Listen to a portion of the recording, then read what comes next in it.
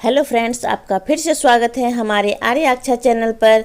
और मैं मनीषा झा आपके सामने उपस्थित हूँ क्लास 7 के इतिहास के पहले चैप्टर 1000 वर्षों के दौरान हुए परिवर्तनों की पड़ताल के पार्ट 2 को लेकर। तो दोस्तों, इस चैप्टर को हम लोग 2 पार्ट में कवर कर रहे हैं, जिसका पहला पार्ट आप इस वीडियो के ऊपर में दिख रहे आई बटन को प्रेस करके भी देख सकते हैं, और हमारा अन्य वीडियो देखने के लिए हमारे चैनल के प्लेलिस्ट में जाकर भी उसे देख सकते हैं। तो दोस्तों, हम अब अपना टॉपिक स्टार्ट करते हैं। हमारा आज का टॉपिक है क्षेत्र और साम्राज्य। हम अपना टॉपिक शुरू करें उससे पहले हम इसके बारे में जानने की कोशिश करते हैं। प्राचीन समय में अर्थात सिंधु सभ्यता के प्रारंभ से हर्ष के समय तक हमारे देश पर किसी भी बाहरी आक्रमण ने सफल आक्रमण नहीं किया, परंतु मध्यकाल के आरंभ में ही 20 जून 712 में भारत पर मोहम्मद बिन कासिम का आक्रमण हुआ, जो कि पहला सफल आक्रमण था। उसके बाद ये आक्रमण लगातार होते ही रहे। शुरू में तो आक्रमणकारी आए और लूटपाट मचाकर चले गए, परंतु कुछ समय बाद अफगानी शासक मोहम्मद गौरी ने भारत पर आक्रमण करना शुरू कर दिया। 1191 में पृथ्वीराज चौहान और मोहम्मद गौरी की जबरदस्त भिड़ंत होती है, जिसमें पृथ्वीराज चौहान तो विजय हो जाते हैं, परंतु अगले ही साल मोहम्मद गौरी ने 1192 में तराइन के दूसरे युद्ध में पृथ्वीराज चौहान को हरा दिया और चंदावर के युद्ध में जयचंद को भी पराजित कर दिया, जिससे भारत में अब कोई भी मजबूत शासक नहीं बच पाया। मोहम्मद गौरी खुद तो अफगान लौट गया, परंतु उसने अपने गुलाम कुतुबुद्दीन ऐबक को यहाँ के शासन की बागडोर सौंप दिया। तभी से हम देखते हैं कि भारतीय राजनीतिक व्यवस्था चरमराती ही चली जा रही है। कभी गुलाम वंश तो कभी खिलजी तो कभी तुगलक, इस तरह के कई नामचीन वंश का शासन भारत पर चलता रहा, जिसे हम अगले 2-4 पार्ट में हम इसको देखेंगे। ये शासक सिर्फ शासन ही नहीं करते थे, बल्कि ये भारतीय सामाजिक ढांचों को भी प्रभावित करते थे। इसी में एक नाम गयासुद्दीन बलबन का आता है, जिसका साम्राज्य बंगाल के गौर से पश्चिम में अफगानिस्तान के गजनी तक फैला था। इसका साम्राज्य दक्षिण भारत तक भी फैला था। इस तरह के और भी कई शासक हुए, जिनके राजनीतिक, प्रशासनिक, सैनिक सुदृढ़ता तथा बाजार नीति को हम आगे के चैप्टर में पढ़ेंगे। गयासुद्दीन की विजय गाथा जो मिस्र के शिहाबुद्दीन उमरी ने बताई है, ये इतिहासकारों को अतिशयोक्ति लग रही है। अतिशयोक्ति क्या होता है? किसी भी बात को बढ़ा चढ़ाकर बताना। मतलब इतिहासकारों को इसका इतना बड़ा साम्राज्य होने पर विश्वास नहीं है। क्या आपको भी ऐसा लगता है? अगर हाँ, तो जवाब आप कमेंट में कर दीजिए कि ऐसा उन्हें क्यों लगता है। मैं वीडियो के लास्ट में इसका जवाब दूंगी, इसलिए वीडियो को स्किप करके आप नहीं जाइएगा, लास्ट तक हमारे साथ बने रहिए। और दोस्तों, आप लोग हमारा वीडियो तो देख रहे हैं, पर इसे शेयर नहीं कर रहे हैं। इसे बहुत शेयर कीजिए, खूब सारा शेयर कीजिए, ताकि आपका जो आर्याक्षा चैनल परिवार है वो और ज़्यादा आगे बढ़े और ज़्यादा जो स्टूडेंट हैं उन लोगों को भी फ़ायदा हो। तो दोस्तों, आगे बढ़ते हैं। ये आक्रमणकारी हमारे यहाँ तो आए ही, अपने साथ साथ और भी कई चीज़ें लाए, जैसे अपना खान पान, रहन सहन, पहनावा, यहाँ तक कि अपनी संस्कृति और त्योहार भी लेकर आए। हमारा अब नेक्स्ट टॉपिक है समाज पर व्यापक प्रभाव। मतलब ये जो आक्रमणकारी आए या जिन्होंने हमारे ऊपर शासन किया, उसका हमारे समाज पर क्या प्रभाव पड़ा, इसके विषय में हम इस टॉपिक में देखेंगे। अब आप सोच रहे होंगे कि किस तरह बाहर से आए ये लोग इतने शक्तिशाली हो गए कि ये हमारे राजनीतिक और प्रशासनिक व्यवस्था को अपने कंट्रोल में कर लिया। तो अब देखिए, इनकी सोच कितनी दूरदृष्टि वाली थी। 10वीं सदी के आरंभ में ही पदानुक्रम के आधार पर सत्ता विभाजन वाला एक विकेंद्रीकृत ढांचा ठोस रूप ले चुका था।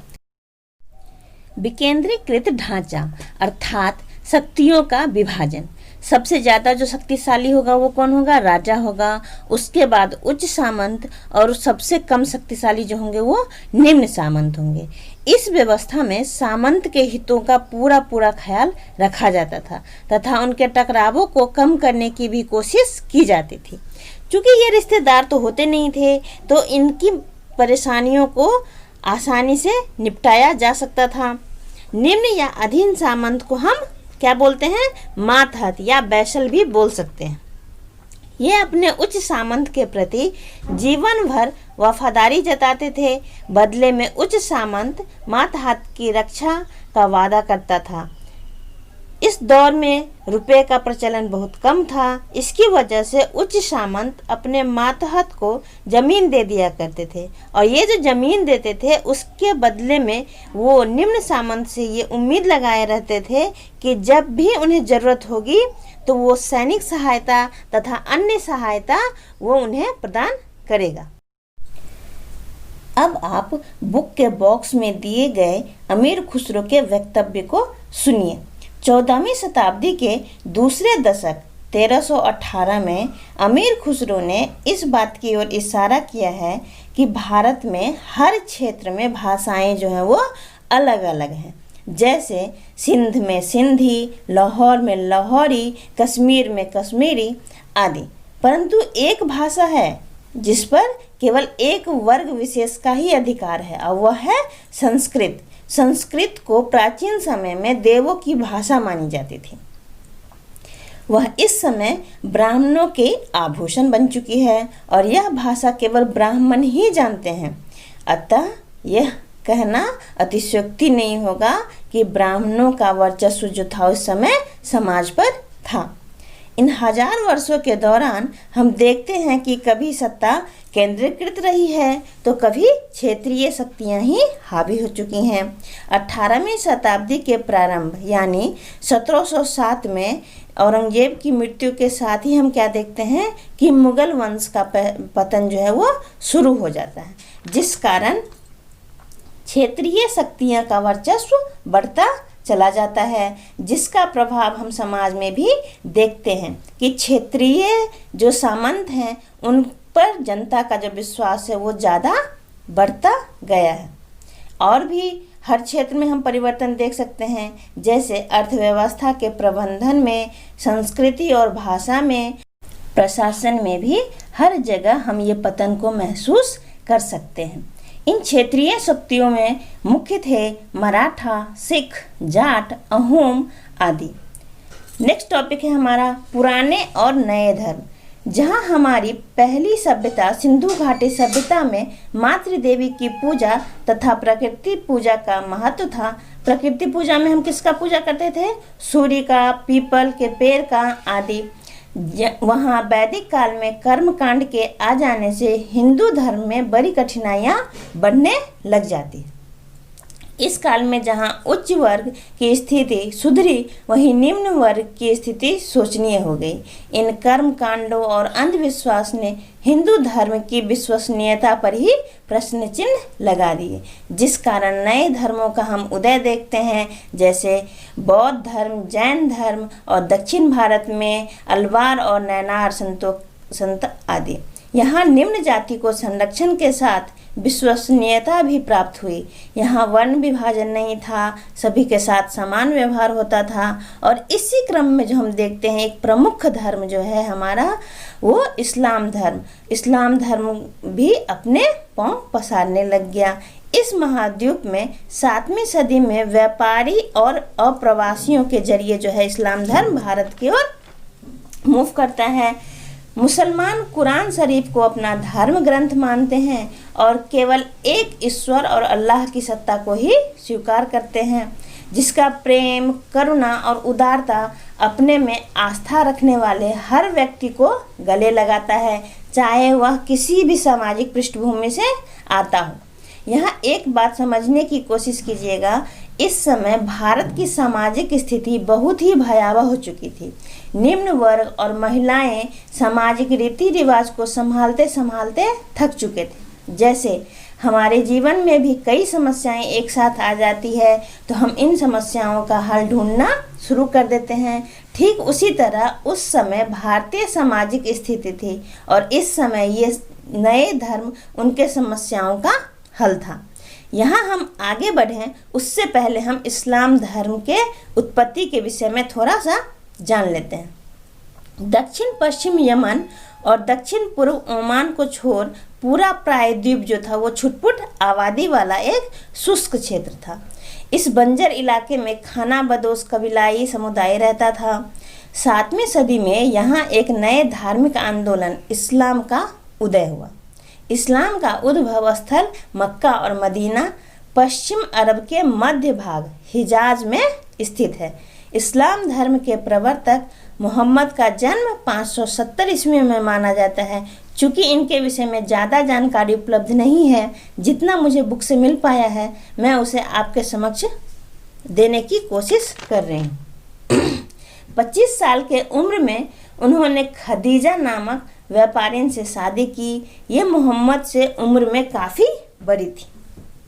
610 में उन्हें मोहम्मद को एक तीव्र आध्यात्मिक अनुभव हुआ जिससे पैगंबरी की शुरुआत माना जाता है।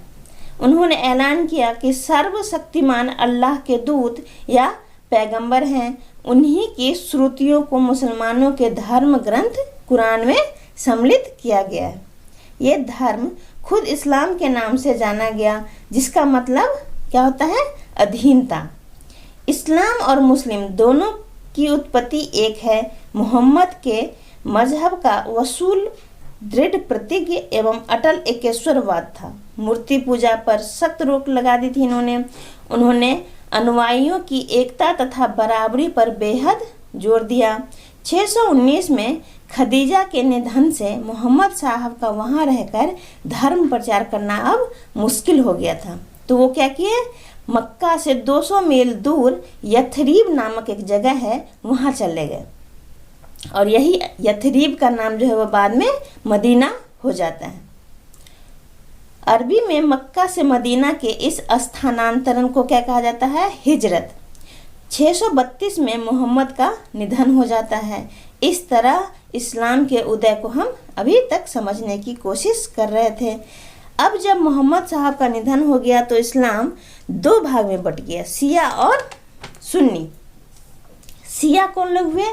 पैगंबर साहब के दामाद थे अली। अली को अपना विधिवत सम्मत नेता मानते थे।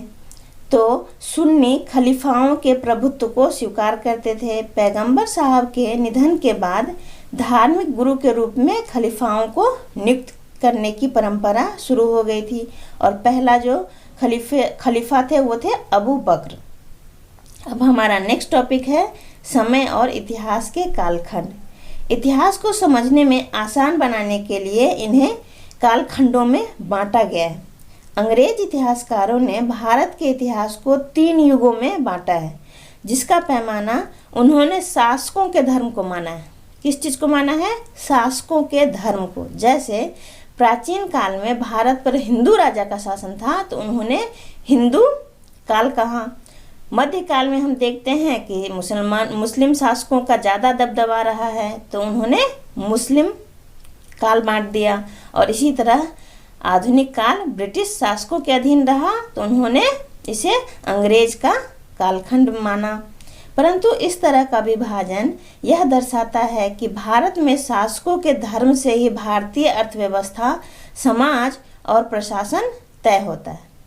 यहाँ की अपनी कुछ भी संस्कृति नहीं है, जो कुछ भी है वो शासक के धर्म पर ही निर्भर करता है, जो किसी भी तरह से उचित नहीं कहा जा सकता। कोई भी समाज केवल उसके शासक के धर्म पर आधारित नहीं हो सकता। प्राचीन काल में लोग शिकारी थे, संग्राहक थे, कृषिकर्मी थे, पशुपालक आदि थे। उस समय कबीले के मुखिया ही प्रधान थे। परंतु मध्यकाल में तकनीकी परिवर्तन, लोगों का एक जगह से दूसरे जगह पलायन ने राज्य व्यवस्था को काफ़ी प्रभावित किया। केवल राज्य व्यवस्था ही नहीं, सभी क्षेत्र में हम परिवर्तन को महसूस कर सकते हैं। विशेष रूप से प्रशासन में सैनिकों का महत्व तथा अर्थव्यवस्था में उन्नति ने बाहरी शक्तियों को काफ़ी आकर्षित किया, जिसके बारे में हम आगे के चैप्टर में देखेंगे। और अब इस टॉपिक से जुड़े अन्य तथ्य। पहला, गयासुद्दीन बलबन का साम्राज्य विस्तार इतिहासकारों को अतिशयोक्ति क्यों लग रहा था? इसका उत्तर है, उस समय भारत की भौगोलिक स्थिति ऐसी नहीं थी कि उत्तर भारत से कोई भी दक्षिण भारत को कंट्रोल कर सके। दूसरी बात कि सैनिकों की इतनी बड़ी संख्या रख पाना भी काफ़ी मुश्किल था। उनका रसद यानी कि खान पान लेकर और ट्रैवल करना तो काफ़ी मुश्किल था। तो उनकी संख्या भी कम होगी, उनके पास उतने आधुनिक हथियार भी नहीं रहे होंगे, शस्त्र भी नहीं रहे होंगे, क्योंकि बारूद का जो हम पहला प्रयोग देखते हैं वो कब देखते हैं? 1526 ईस्वी में बाबर के द्वारा पानीपत की लड़ाई में। तो वाजिब सी बात है कि इस समय ये आधुनिक तकनीक वाले शस्त्र नहीं रहे होंगे।